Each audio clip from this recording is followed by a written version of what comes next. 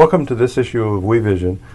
Today we've got Leonard Lifshitz back from Luxera, and we're going to be talking about what's been going on in LED lighting, how that whole space is changing, and in particular we're going to be focusing on the hot new buzzword, smart lighting.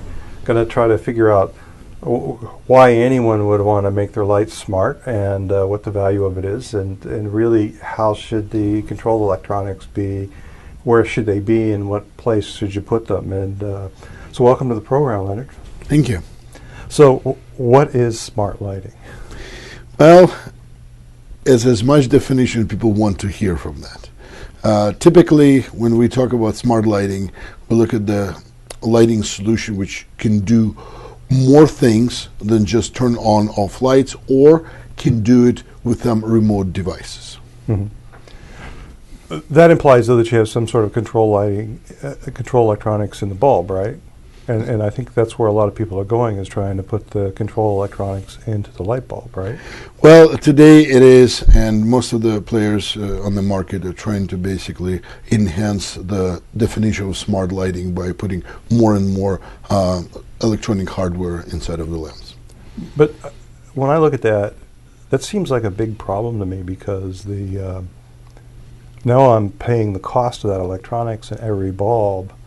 And when I look at any house, you have one switch that's controlling multiple bulbs, you know, and generally you don't want to have control over every individual bulb. You just control blocks of bulbs, right? So wouldn't that be an expensive approach? And then there's all sorts of thermal considerations. Tell me about that. Well, then you actually got the very important point. More is not always necessarily better. It's common to accept the fact that the devices, to be smarter or to be multifunctional, need to be more complex and more expensive. However, we're very fortunate in lighting that we have an existing infrastructure which people can use to their benefits. So in order to do the smart lighting and to get multiple functionality, as you mentioned, the lamp may not be necessarily the media where you want to put all these complex devices.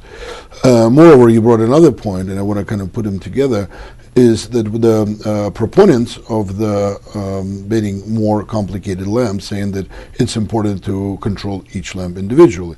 Well, we know in most of our environments, 95% of the time, we don't even think about this, and out of other 5, maybe 4%, we just don't do it, but fundamentally, the banks of lamps would be more appropriate to control.